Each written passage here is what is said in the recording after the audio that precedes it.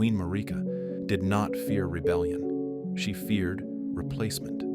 Before the wars, before the Shattering, before the Erd tree began to rot from the inside, Marika committed a quieter crime. She reached into the Elden Ring and removed a law older than her throne, Destined Death. Not the act of dying, but the rule that even gods must end.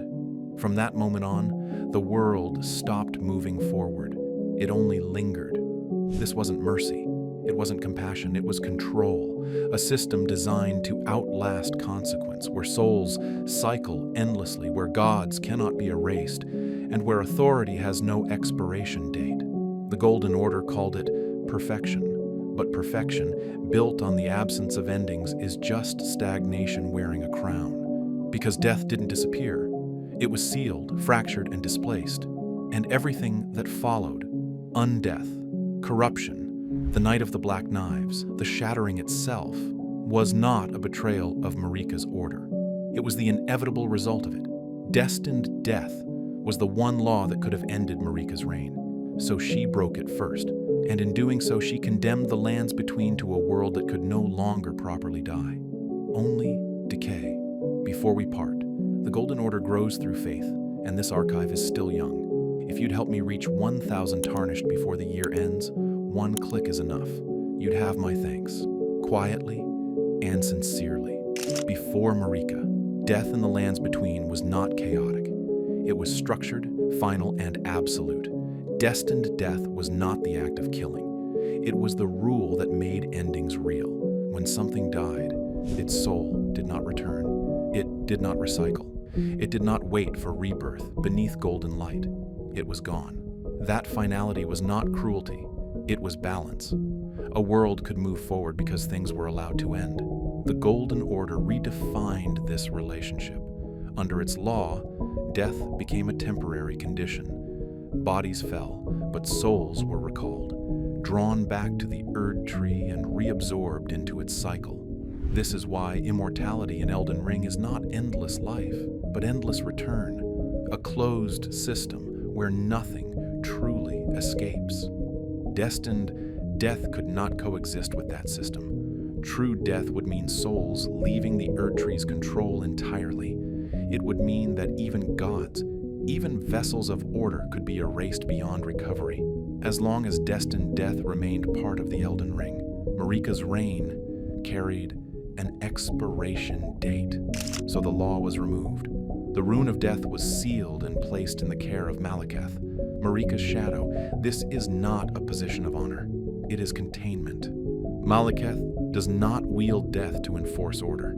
He exists to ensure death never interferes with it. His very role is a contradiction born from Marika's decision. From this moment on, death in the lands between becomes distorted, not absent, but incomplete, a force without closure, a law without authority, and once death can no longer finish its work, everything else begins to linger far longer than it should. Marika did not remove Destined Death in secret. She did it in full awareness of what it would cost. To rule under the greater will was never a permanent appointment.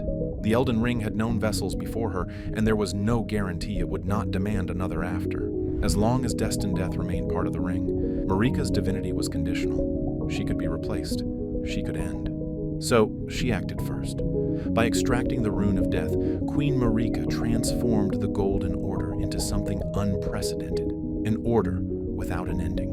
Gods could fall in battle, but not be erased. Authority could fracture, but never fully collapse.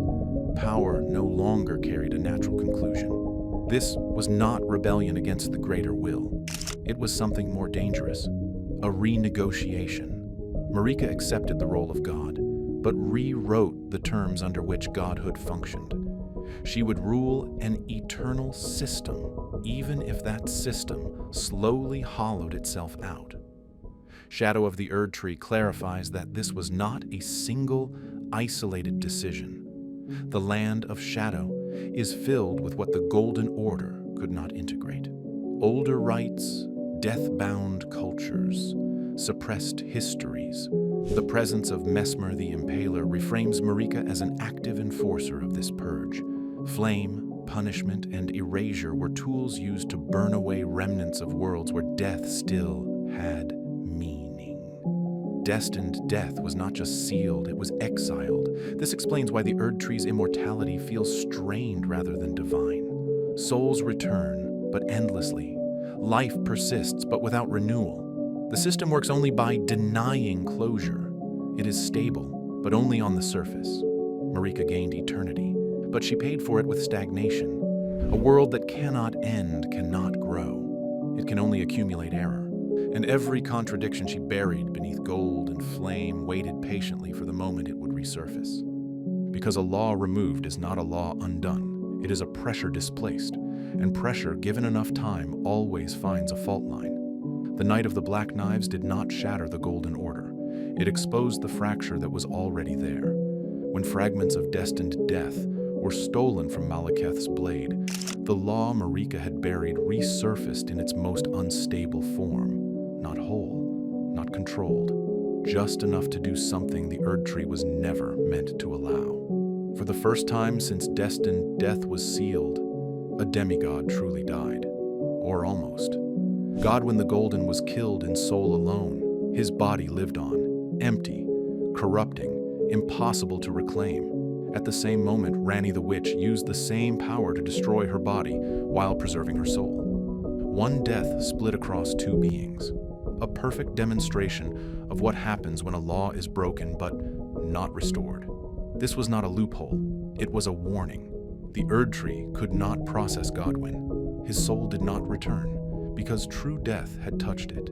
But his body remained, and from it spread Deathroot, winding through the roots of the Erd Tree itself. The system designed to recycle souls was now being poisoned by a corpse it could neither accept nor erase. From this came those who live in death. Not monsters born of heresy, but logical outcomes. Beings caught between laws that no longer agreed with each other. The Golden Order declared them abominations, yet offered no solution, because acknowledging them meant admitting the system was flawed at its foundation. This is where Malekith's tragedy becomes clear. He was not defeated when Destined Death was stolen. He was shamed. His failure was not losing a weapon, but allowing the one law he guarded to re-enter the world in a broken state. From then on, he exists in fear, clinging to what remains of Destined Death, knowing it can no longer fix what it has already damaged. Everything after this is consequence, not escalation. The rot of immortality, the spread of undeath, the loss of meaning in victory or defeat. The Golden Order did not collapse because it was attacked. It collapsed because it could no longer explain the world it governed. Destined. Undeath had returned, just enough to prove Marika wrong, and not enough to set things right. For the first time, Marika was forced to confront a truth she could no longer bury beneath doctrine. The Golden Order was not malfunctioning. It was functioning exactly as designed. A world without true death could not heal. It could only persist. Every attempt to preserve eternity had turned inward, producing rot, undeath, and contradiction. Godwyn was not an accident. He was proof. She had sacrificed him to a lie, and the lie had failed. And if Destined Death could return once, fragmented, corrupted, misused, then it could never truly be contained again. The law she removed was already clawing its way back into the world. At that point, there were only two options left. Restore the law she had broken, or break the system that depended on its absence. The Shattering was not the beginning of chaos. It was an admission. When Queen Marika broke the Elden Ring, she did not do it out of madness or grief alone. She did it because the Golden Order could no longer sustain its own contradictions. A world without true death had reached a point where it could not correct itself. Every flaw lingered. Every mistake accumulated.